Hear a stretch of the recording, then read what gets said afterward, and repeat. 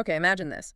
You wake up, check the news, and bang, overnight, some sudden tariff gets slapped on, well, a seemingly random country's goods. Right. And suddenly their market is either, soaring or completely tanking. Yeah, total whiplash. It sounds absurd, but that's pretty much what a hedge fund manager described satirically, trying to trade when stability just isn't there. And that anecdote, believe it or not, it perfectly sets the stage for what we're diving into today. Exactly. We are digging into an article called Trump 2.0, Economic Chaos and Imperial Decline. And this piece, it really unpacks the unpredictable and often chaotic economic and political scene under what it calls Trump 2.0. And that could mean, potential future administration or maybe just a continuation of that particular policy style we've seen. Right, seen through the eyes of investors, traders, global observers. Yeah, and our mission here really is to unpack how this article portrays that whole environment. Yeah. We want to explore how it argues this approach intentionally creates instability. Intentional instability. That's the argument for businesses, for individuals. And then we'll get into some of the key observations and the recommendations the authors actually make. Okay.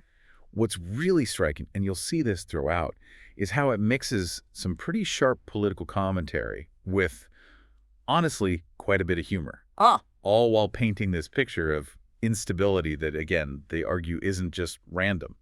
It's strategic. Okay, let's unpack that. So the article jumps right in, making this really interesting comparison. It likens what it calls Trump's leadership style to big man politics. Big man politics, right. Yeah. And when they say that, what are they really getting at? Well, the way the article describes it, it's about these rapid-fire moves, things designed to grab headlines. Big, flashy announcements. Exactly. And the intent, according to this piece, seems clear. Keep everyone off balance. Opponents, markets, maybe even allies. Constant surprise is a tactic. Yeah, a state of perpetual surprise. But what's the actual effect of doing things that way? Well, that's where it gets really interesting. The article does sort of concede that, yes, this approach can stun adversaries, short term. Okay.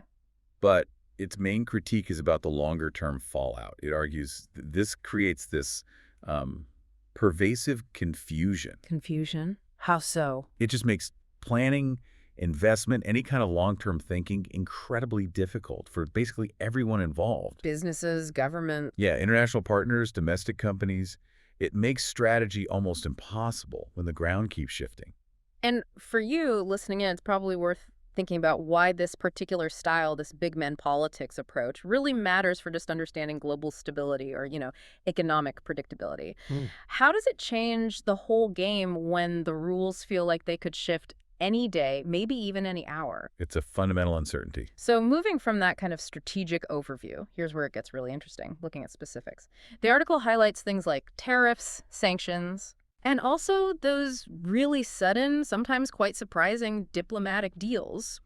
Like the example they give is peace arrangements between places like Armenia and Azerbaijan, historic enemies. Yeah, deals that seem to come out of nowhere. But what's the catch, according to this analysis?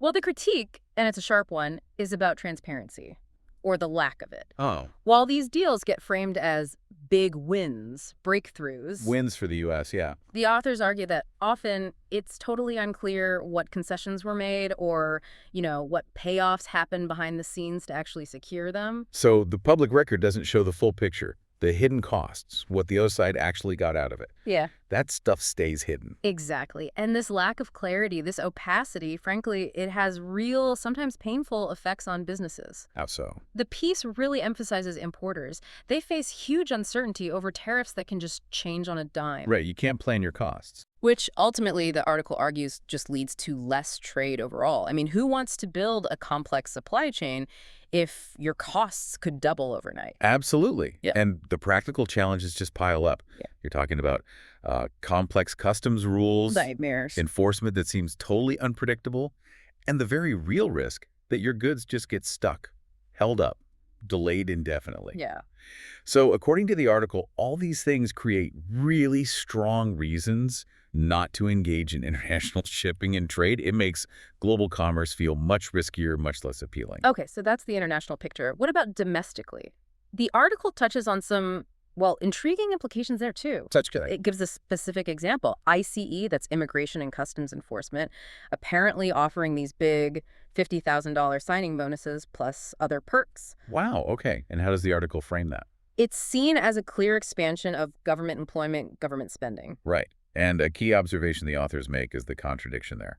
Yeah, they point out that this kind of expansion seems to run counter to the, let's say, common perception or maybe the stated goal of a leaner government. I see.